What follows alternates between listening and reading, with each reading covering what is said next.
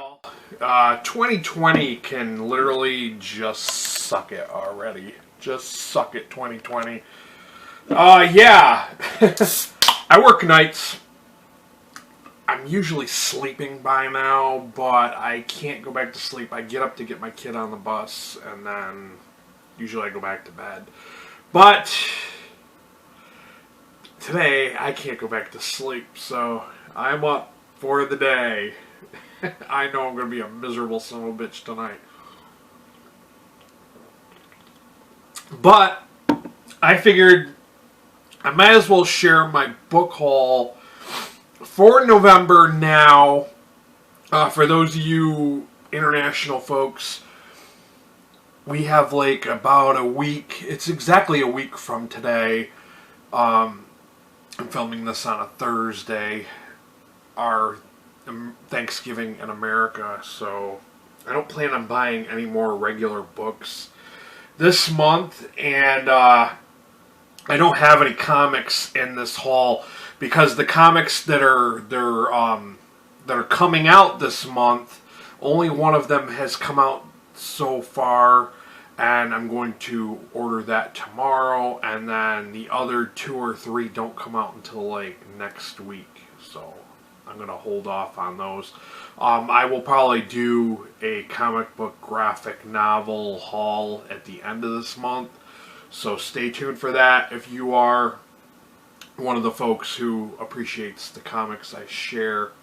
I always feel like no one wants to see the comics, but the irony is my most watched video this year is about Batman, like the City of Owls. Because I think they made a game out of it, and I think that's why everybody's been checking out that video. But yeah. Sorry, I'm not like super enthusiastic. Like I said, I should be sleeping now. And to be honest with you guys, I've been feeling so burned out the last few months. I got into doing this channel. I've been doing this for like 8 years now. I realized I've been doing this channel for 8 years. And I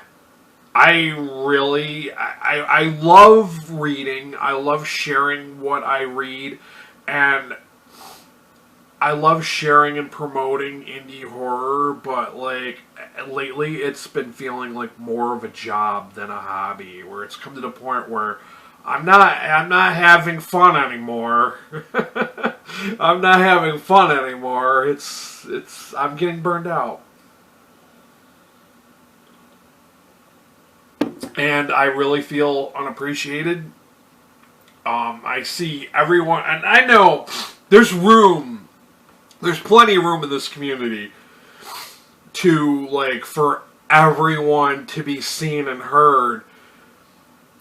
And I'll admit, I feel like everyone else is growing. Meanwhile, here I am just like, hey.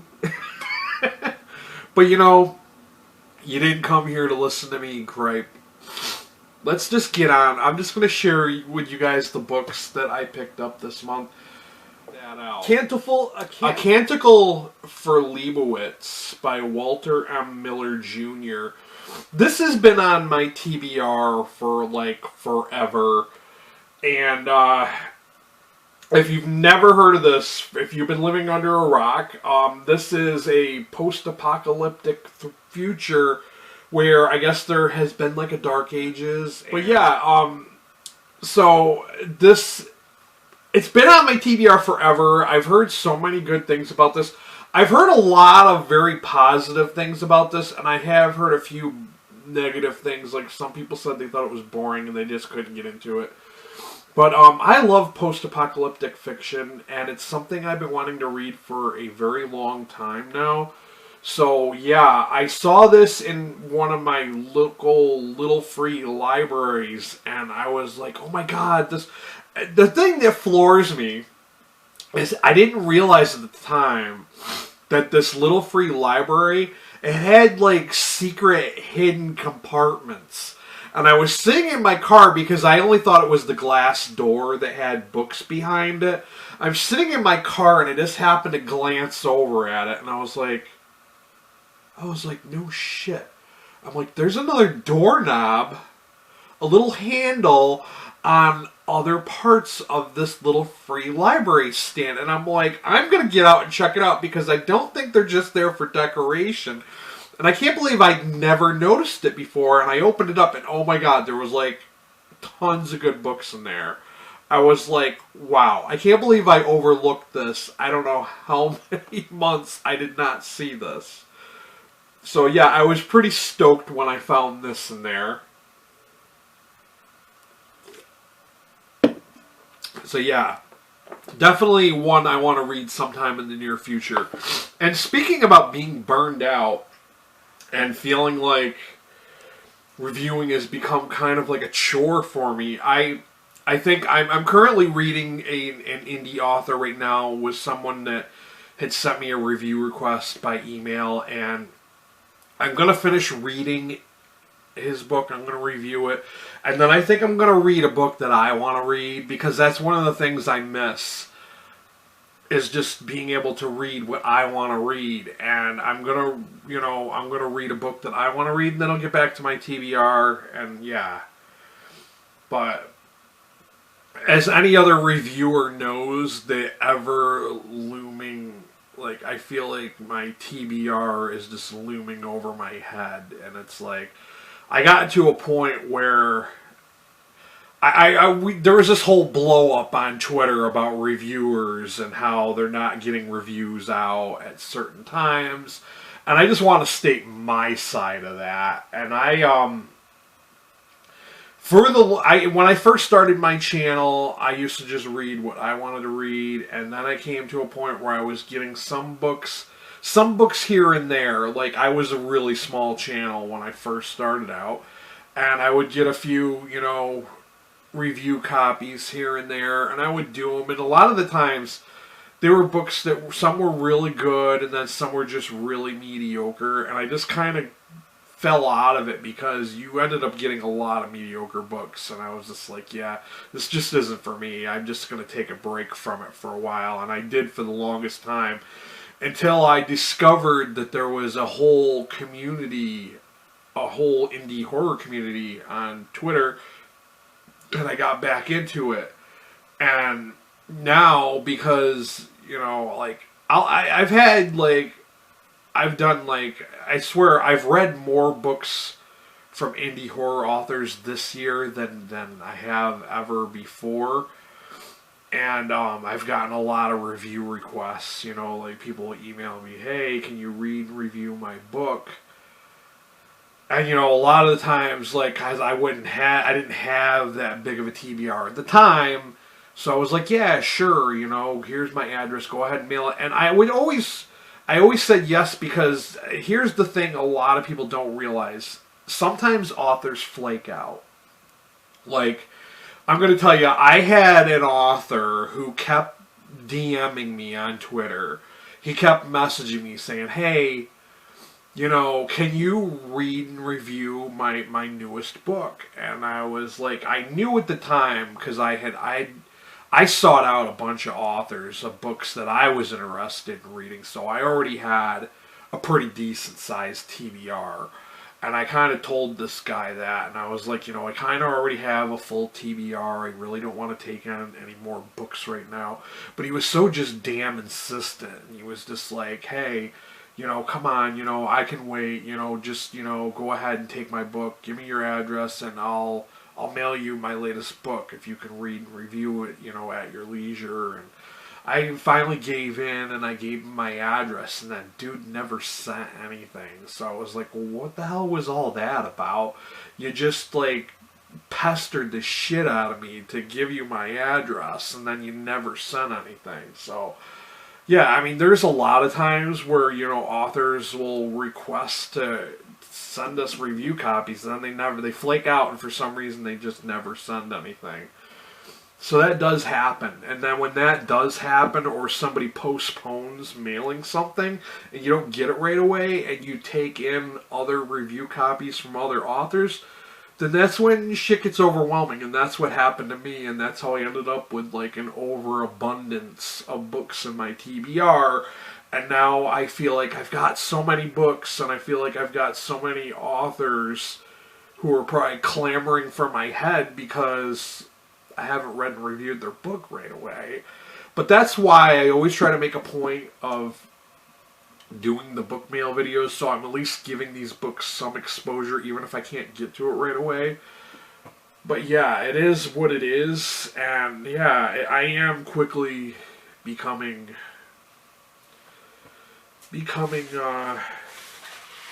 overwhelmed and burnout. It's getting to be a little too much. But I think I need to do this more often. I think I need to intersperse books that are on my TBR that I want to read.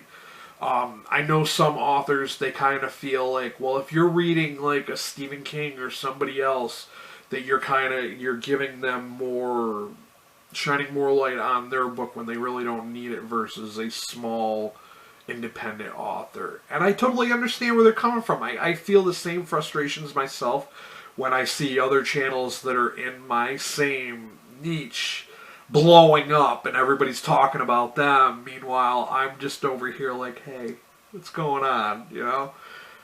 But it is what it is. I don't mean to keep rambling, but let's get on with this. I've only got 3 more books to share with you guys, and I don't want this to be one of those videos where you're clicking off within the first 2 minutes. I picked up a copy of Irvine Welsh's Trainspotting, even though I've already read and reviewed this. I reviewed this a very long time ago. And I will admit, I'm one of those people, if I see a great film and I find out that it's based on a book, I'm more than likely going to go check out that book. And I've read so many great books because of great films. And Irvine Welsh is one of those authors, great Scottish literature. If you guys have not read this, you need to check this guy out. Okay, I can edit out that part. But back to the book. Scottish literature is written the way they speak, and a lot of slang, a lot of just different ways, like the way they say and pronounce certain words. So I think maybe it was this book, or maybe it was another one of Welsh's books, but it had kind of like a little dictionary in the back. So if you weren't really familiar with the vernacular, the terms and all of that, you could easily look it up and kind of get more of a feel for it. I will admit, the first time I had read Irvine Welsh, I read it very slowly because even though I am of Scottish ancestry, I knew somebody I worked with was from Scotland, I didn't really understand all the little phrases and slangs and all that. So, but I found it very, very interesting, you know, as someone who is of Scottish ancestry. I found it very interesting. And like I said, this was a great film.